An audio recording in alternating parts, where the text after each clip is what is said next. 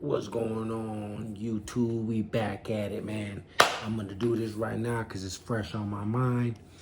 They just released the Gervonta Davis Lamont Roach fight on YouTube. PBC just released their YouTube, and we got a playing with Gervonta Tank Davis, man. Like, come on, man.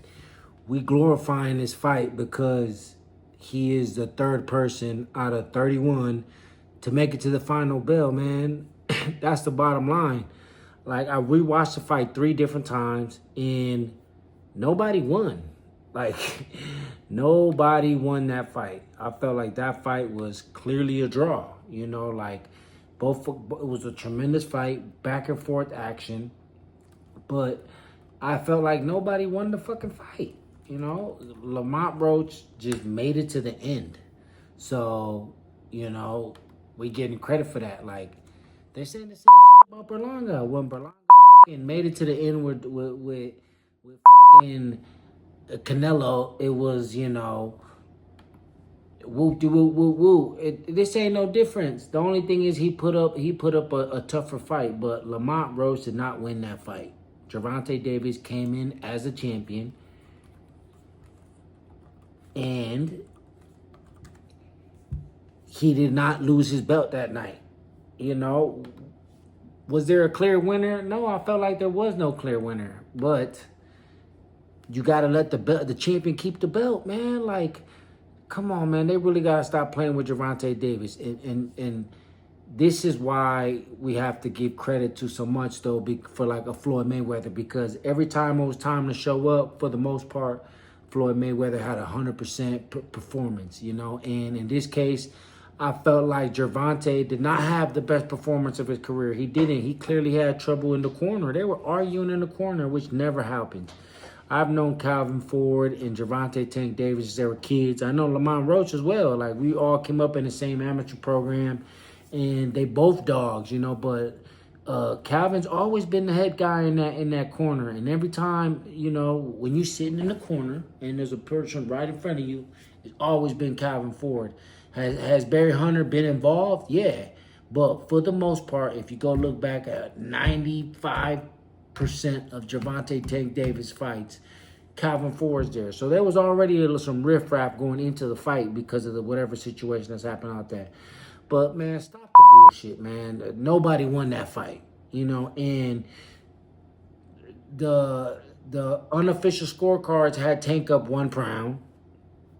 If you go look at CompuBox, a lot of people don't like CompuBox, but I fucking like CompuBox. Like, they're paying someone probably thousands of dollars to perfect this stuff.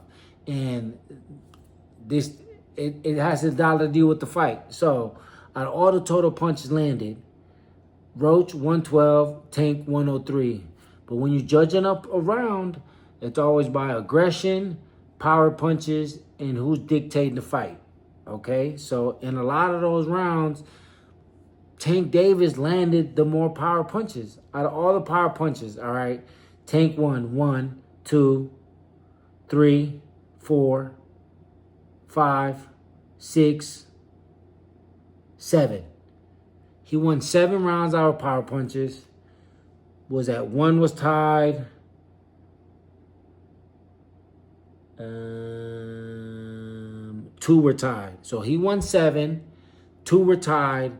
And that means Roach got the rest. So what's that? 3. He outlanded more power shots than 3.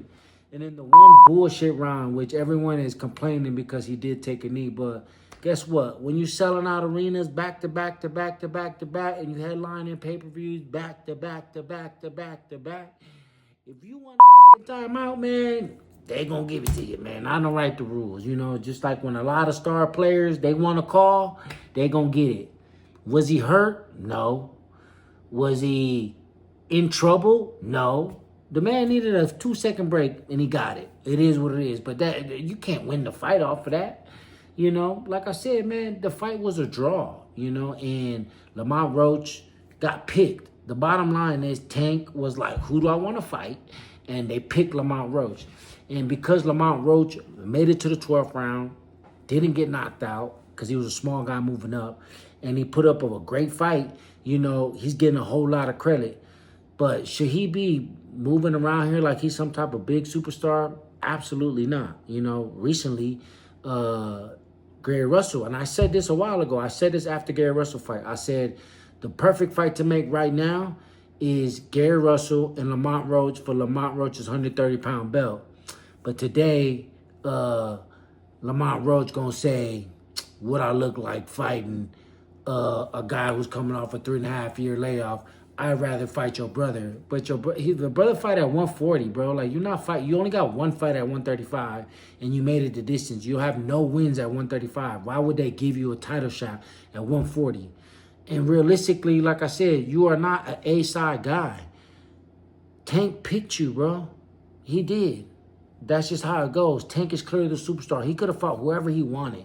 He picked you. He put you on that pedestal. But that does not mean that after you put up a great fight, you walk around like you big shit. So what, you just going to sit around and wait till Tank decides to fight you again because it has to be a rematch because it was an even fight? Like, nah, bro, you should be a dog, man. You should take full advantage of the spotlight you want. And to be real, fighting an older guy, former champion, while you defending your belt in your hometown versus a guy from your region sounds like an amazing, great event where you would be the up-and-coming, you would be the main guy. So why would you shoot that fight down? You know what I mean? That's why I'm like, I feel like when certain people get to a certain level, they get too ahead of themselves. Like, I like Roach. He's a great fighter. He's fast. He's strong. He put up a hell of a fight, and he's still champion at 130 pounds. But you saying you're not going to take this fight with somebody because they fought in a year and a half and I had a draw with a pound-for-pound guy, like, that's bullshit, man. Really, you shouldn't be sitting around waiting because you got to strike while the iron's hot. You hot right now because you fought Tank. And if Tank decides to chill and sit on all his money for a little bit and decide to come back when he wants to, when he's ready, you're going to be sitting around waiting, and you shouldn't. So you should be able to want to take anybody who calls you out. Any type of fight that calls you out, you should be willing to fight because that's the truth. Why wait around for the big paycheck when you could be defending your belt because you're still a 130-pound champion, and fighting a former champion at that weight would be a fantastic fight. So, like I said, overall, it was a great fight. You know, I love reliving those pay-per-view fights. I remember I actually was watching the fight at the airport. I was going to India, you know. So, but the fight was a draw. Correct call. CompuBox proves it. Gervonta Tank Davis is still a top dog. So stop shit that he doesn't want to fight again and all this blah blah blah blah blah. The man's clearly going through his stuff. When you get a lot of money and you get to that level, it comes with we don't get to see. We only see what we see on this damn phone or on the internet, whatever. So when that man's ready to come back, he gonna come back. If it's Lamont Roach, great fight. It's not, Lamont Roach needs to stay busy. He's hot. Being on Twitch and getting internet followers, nah, bro. We want to see you fighting. So whoever willing to fight you, fight him. Like, subscribe, comment. I know what the hell I'm talking about. I know all these guys. All shit. I spar Tank, so I know he ain't scared of nobody.